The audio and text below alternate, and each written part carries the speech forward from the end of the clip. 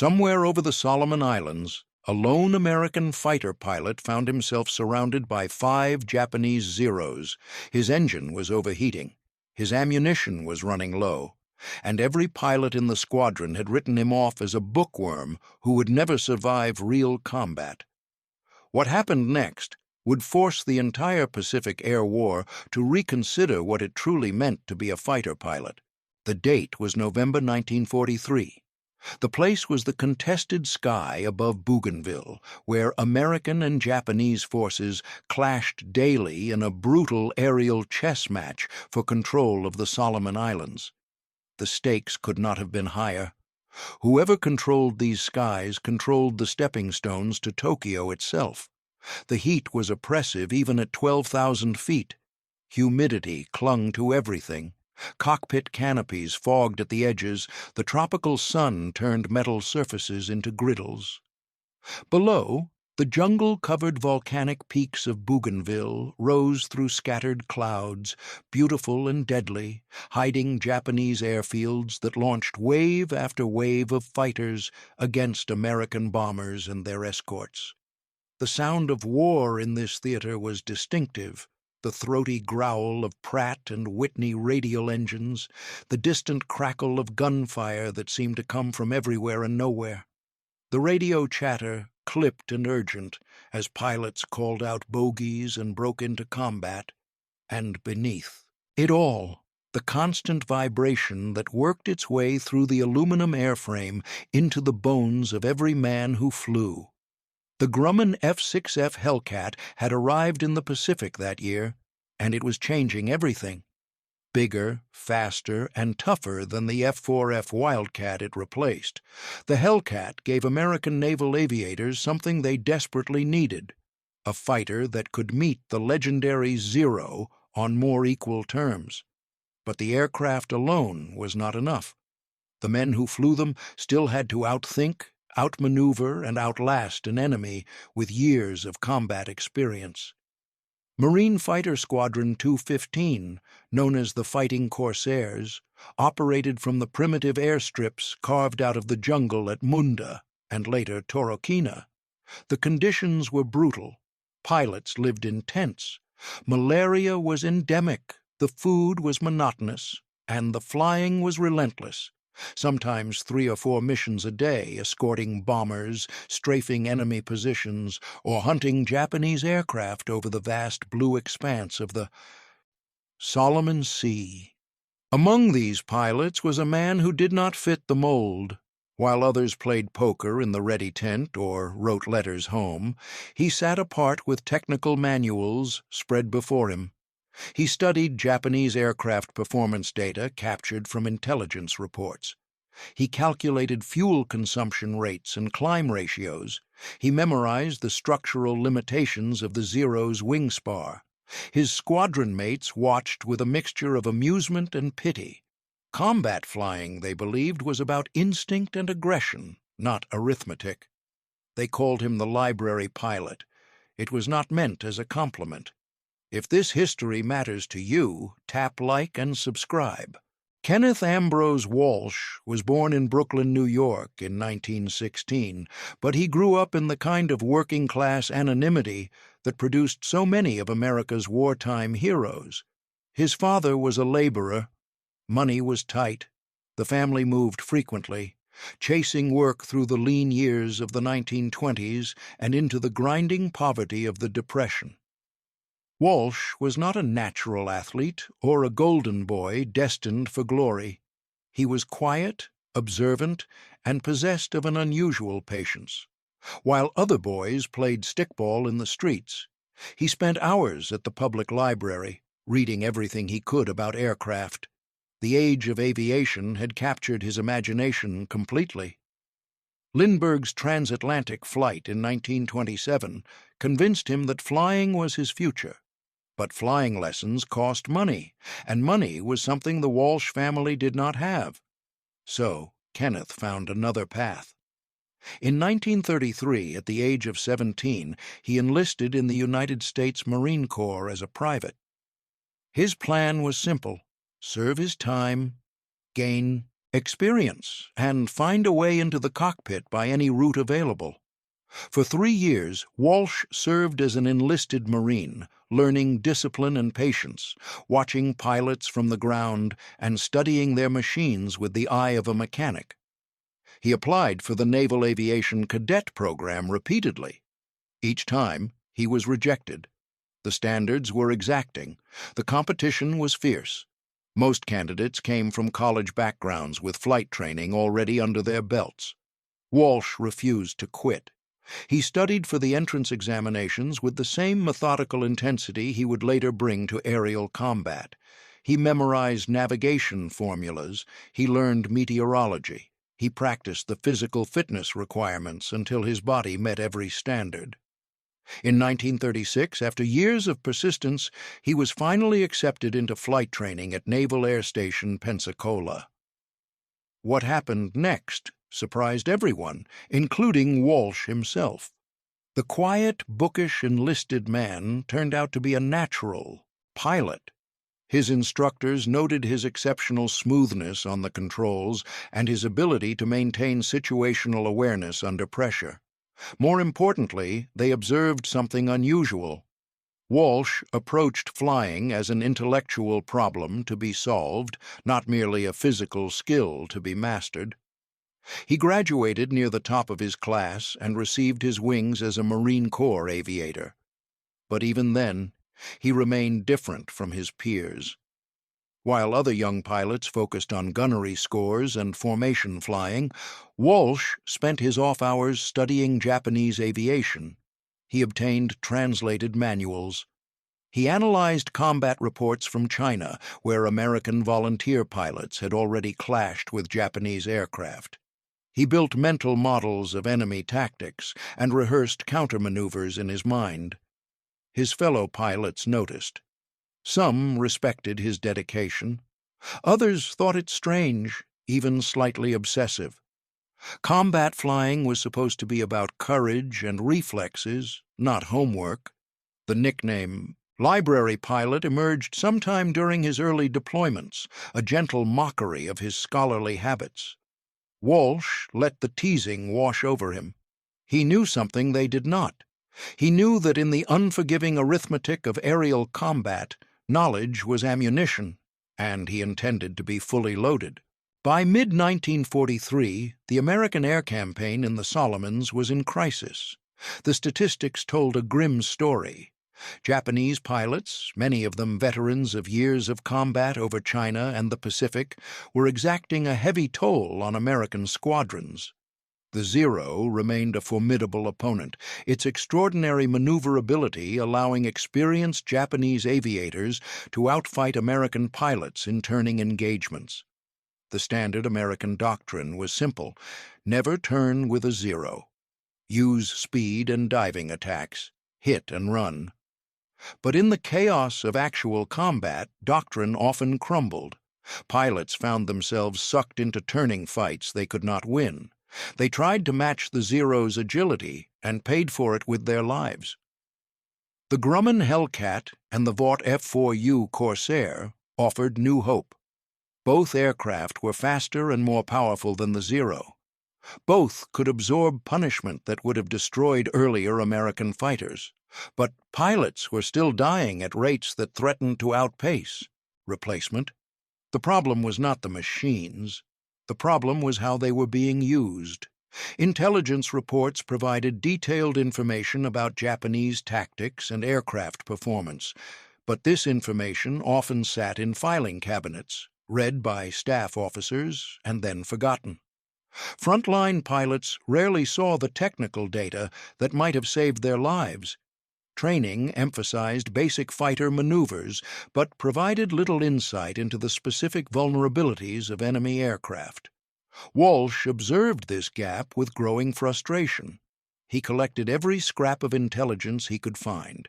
He studied captured Zero aircraft that had been shipped back to the United States for evaluation. He learned that the Zero's famed maneuverability came at a cost. Its structure was lightly built, sacrificing armor and self-sealing fuel tanks for performance. A well-placed burst of .50 caliber fire could tear a Zero apart. but only if the American pilot knew where to aim and when to shoot. More importantly, Walsh discovered the Zero's tactical weaknesses. At high speeds, its ailerons stiffened, reducing roll rate. In steep dives, the aircraft became difficult to control, and its engine, while reliable, produced significantly less power at altitude than American radials. These were not secrets exactly. The information existed in technical reports, but translating that information into combat advantage required a different kind of thinking. Walsh began developing what he called applied aerodynamics. He calculated the exact speeds and altitudes where American aircraft held decisive advantages. He worked out energy management techniques that allowed a Corsair pilot to maintain fighting speed while forcing a Zero into unfavorable positions. He sketched diagrams and wrote notes, filling a personal notebook with tactical formulas that looked more like engineering problems than fighter-pilot bravado. His squadron mates continued to dismiss his approach. Combat was chaos, they argued. You could not calculate your way through a dogfight. Instinct and aggression were what mattered. Walsh listened and nodded and continued his studies. He was waiting for a chance to prove them wrong. The morning of August 15th, 1943, began like any other mission. Walsh's squadron was tasked with escorting a strike force of SBD Dauntless dive bombers attacking Japanese positions near Kahili on the southern tip of Bougainville. The weather was typical for the theater: scattered cumulus clouds, excellent visibility between the buildups, humid air that made the cockpit feel like a steam bath. Walsh performed his pre-flight checks with characteristic thoroughness. He tested his gun sight alignment. He verified his ammunition load. He checked his oxygen system and adjusted his seat position until every control fell naturally to hand. His ground crew had learned not to rush him. The library pilot prepared for combat the way a surgeon prepared for an operating room.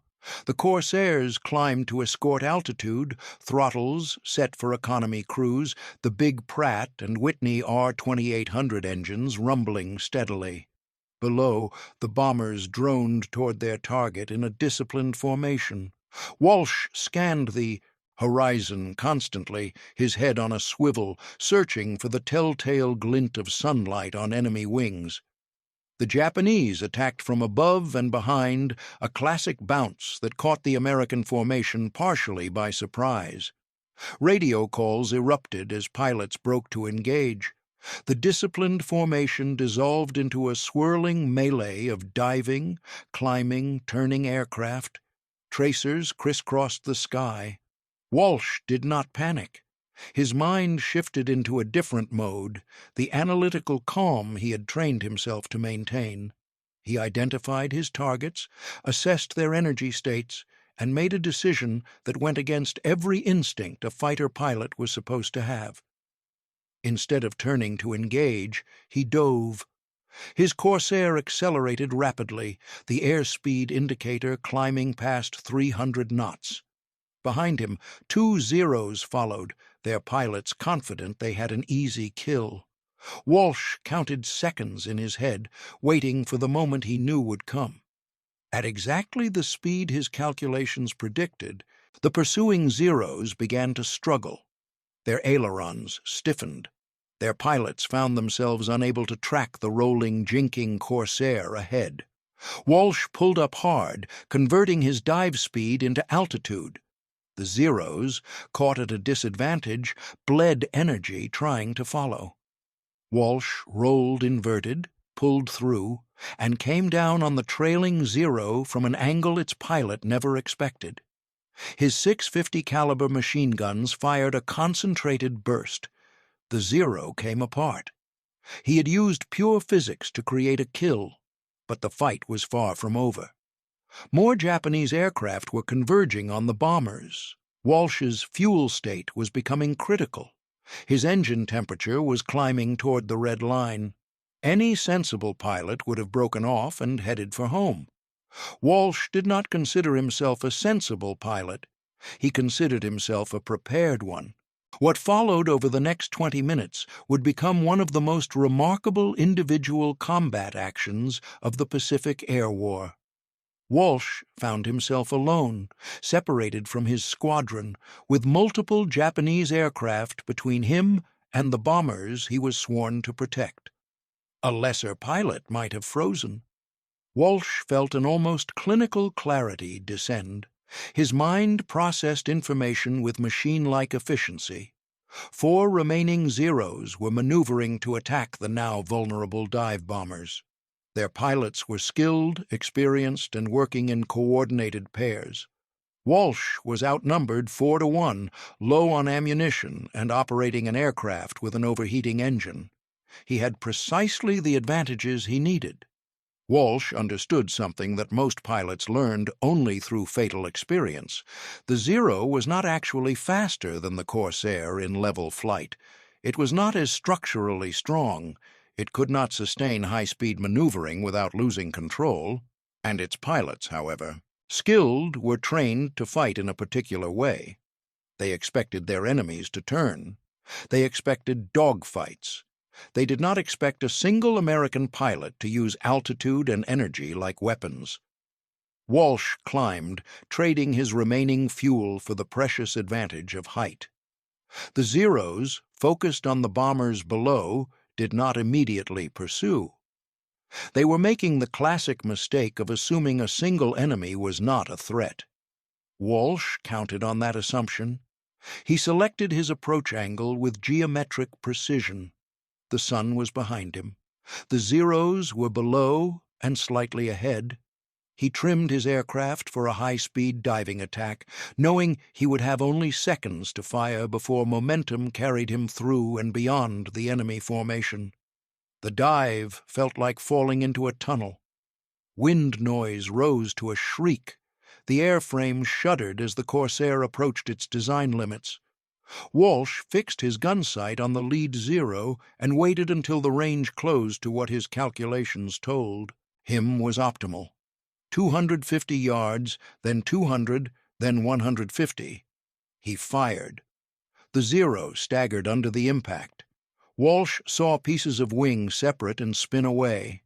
The aircraft rolled and began an uncontrollable descent. He was already adjusting, rolling slightly, to bring his guns to bear on the second Zero in the formation. This pilot saw him coming. The Zero broke hard left, trying to use its superior turning ability to escape. Walsh did not follow the turn. Instead, he continued straight, allowing his superior speed to carry him below and past the evading enemy. Then he pulled up, using the energy from his dive to climb steeply. The Zero pilot, expecting pursuit in the horizontal plane, was momentarily confused. Walsh rolled at the top of his climb and came down again. The Zero was exactly where his mental geometry predicted it would be, caught between turns, its energy depleted. Walsh fired a deflection shot, the hardest kind of aerial gunnery. Tracers walked across the Zero's fuselage. The aircraft exploded. 3 down, 2 remaining. Walsh's ammunition counter showed less than a quarter load. His engine temperature gauge was approaching critical. The smart move was to disengage. He attacked anyway. The 2 remaining Zeros had finally recognized the threat. They were climbing to meet him, working as a coordinated pair, attempting to bracket the lone Corsair between them. Walsh recognized the tactic. He had read about it in intelligence reports. He knew the counter. He dove toward the lower Zero, forcing that pilot to choose between breaking off or accepting a head-on pass. The Zero pilot chose to engage, trusting his aircraft's superior maneuverability to win a close-quarters fight. Walsh held his course, firing in short bursts, watching his tracers converge with the approaching aircraft. The closure rate was terrifying. Both pilots fired simultaneously. Walsh saw impacts on his own aircraft, felt the airframe shudder as bullets struck, the engine cowling. But his concentrated fire found the Zero's unarmored cockpit area. The enemy aircraft faltered, then dropped away, trailing smoke. 4 confirmed, 1 remaining. The last 0 pilot was good. Walsh could tell by the way the aircraft moved, the precise inputs, the aggressive positioning. This was a veteran, probably an ace himself. The 2 aircraft circled warily, each pilot assessing the other. Walsh was nearly out of ammunition. His engine was running rough, damaged by the hits he had taken. He could not sustain a prolonged engagement, but the 0 pilot did not know that. Walsh made his decision. He would use what he had learned about Japanese pilot psychology. The intelligence reports noted that Japanese naval aviators were trained to value honor and aggression. They were reluctant to break off from a fight, even when tactical sense argued for withdrawal. He feinted a climbing attack, then deliberately exposed his aircraft's belly as if he had made a mistake. The 0 pilot took the bait, diving to exploit the apparent vulnerability. But Walsh had anticipated the attack vector. He reversed hard, accepting a momentary stall, and as the 0 flashed past, he triggered his remaining ammunition in a single extended burst. The 0 shuddered. Its engine coughed black smoke. The aircraft began a slow spiral toward the jungle below. 5 Japanese fighters, 1 American pilot, 15 minutes of applied brain power. Walsh nursed his damaged Corsair back toward Munda, his engine threatening to seize with every revolution. He was low on fuel, his aircraft was riddled with holes, but he was alive, and the bombers he had sworn to protect were completing their attack runs unmolested. When he landed, his ground crew counted over a dozen bullet impacts on his aircraft. The engine would require a complete overhaul. The library pilot had proven his theories in the most demanding laboratory imaginable. Word of Walsh's engagement spread through the marine aviation community within days. Combat claims were always scrutinized carefully, but in this case, the bombers he had protected provided corroborating testimony. Gun camera footage, though grainy and incomplete, supported his account. The intelligence officers who debriefed him were stunned not merely by the outcome, but by Walsh's clinical description of his decision-making process. He spoke of energy states and angle geometry. He referenced the intelligence reports he had studied, explaining how specific details about 0 performance characteristics had informed his tactics. He drew diagrams showing how he had manipulated each engagement to exploit known enemy weaknesses. The officers realized they were hearing something new. This was not a pilot describing instinctive reactions in the heat of battle. This was a systems thinker who had engineered his victories in advance, using the cockpit as a laboratory to test theories he had developed through rigorous study. Within weeks, Walsh's approach began influencing training doctrine. His tactical notes were collected and distributed to other squadrons. Intelligence officers who had produced the technical reports Walsh relied upon suddenly found their work in demand. Pilots who had dismissed the bookish Marine began requesting copies of his personal notebook. The statistical impact was measurable. Squadrons that adopted Walsh's energy management techniques reported improved kill-to-loss ratios. Pilots trained in his methods of exploiting specific 0 weaknesses showed higher survival rates. The idea that aerial combat could be approached as an analytical problem, not merely a test of courage and reflexes, began to take hold. Walsh continued flying combat missions throughout the remainder of 1943 and into 1944. His final tally would reach 21 confirmed victories, making him one of the highest-scoring Marine Corps aces of the war. On February 4, 1944, he was awarded the Medal of Honor for his extraordinary actions over Bougainville, specifically citing the August engagement and another remarkable action on August 30th, where he again demonstrated the application of tactical intelligence in combat. The citation noted his aggressive fighting spirit and superb airmanship, but those who understood what Walsh had accomplished knew the real significance. He had proven that preparation could substitute for pure instinct.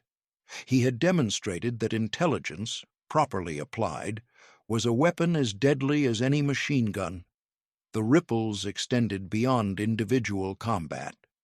Walsh's example influenced the development of the Navy Fighter Weapons School, which would eventually become famous as Top Gun. The philosophy of treating aerial combat as a science, studying enemy capabilities, developing specific counter-tactics, and training pilots to think rather than merely react, traced its lineage directly to pilots like Walsh, who had proven the concept in battle. American industry took notice as well. The detailed feedback Walsh and pilots like him provided about aircraft performance in specific tactical situations informed the development of future fighters. The emphasis on providing superior power-to-weight ratios, robust structures that could survive high-speed maneuvering, and weapon systems optimized for specific engagement ranges all reflected lessons learned from the Pacific Air Campaign. By war's end, the American approach to aerial combat had fundamentally transformed. The improvised tactics of 1942 had given way to a sophisticated doctrine that integrated intelligence, training, and technology into a coherent system. Individual pilots like Walsh had pioneered this transformation, proving through personal example that brainpower was the ultimate force multiplier.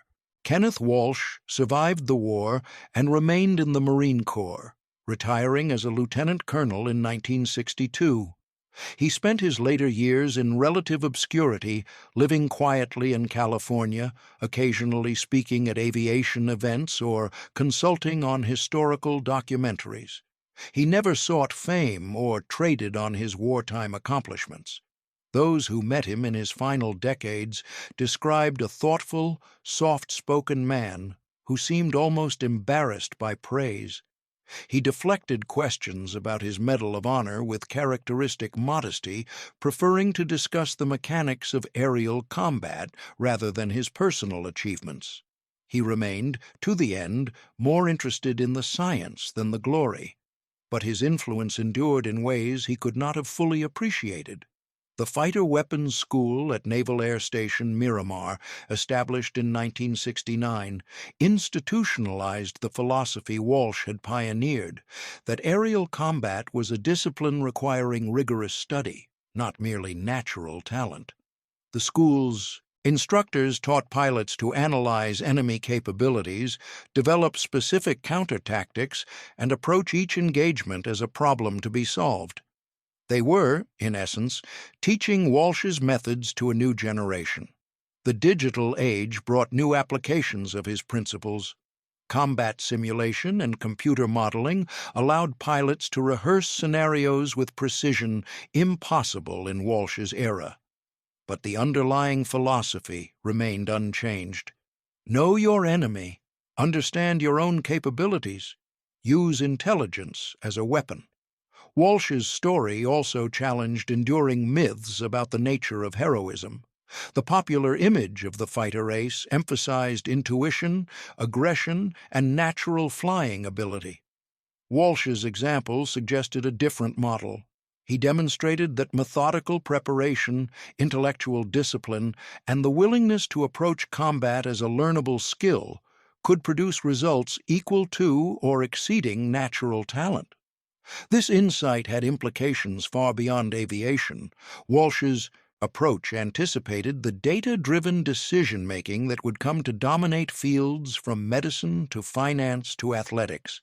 The principle that rigorous analysis could optimize performance in high-stakes situations, that preparation could compensate for limitations, that knowledge was a form of power.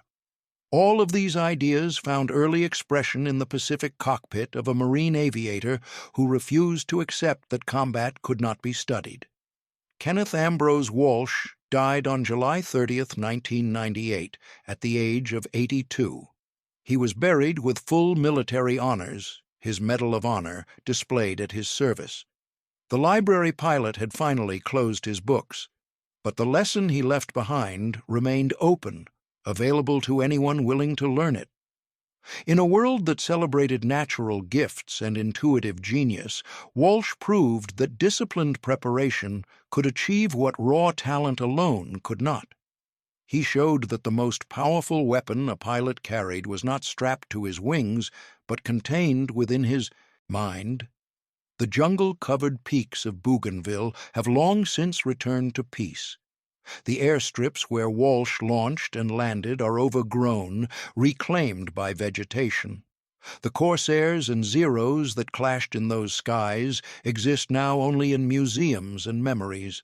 But somewhere, in a classroom or a cockpit or a corporate boardroom, someone is applying the principle Walsh pioneered. They are studying their competition. They are analyzing their own strengths and weaknesses. They are preparing for a challenge that others assume cannot be reduced to preparation. They are proving, once again, that the mind is the ultimate weapon. And that is the inheritance of a man they once mocked as the library pilot.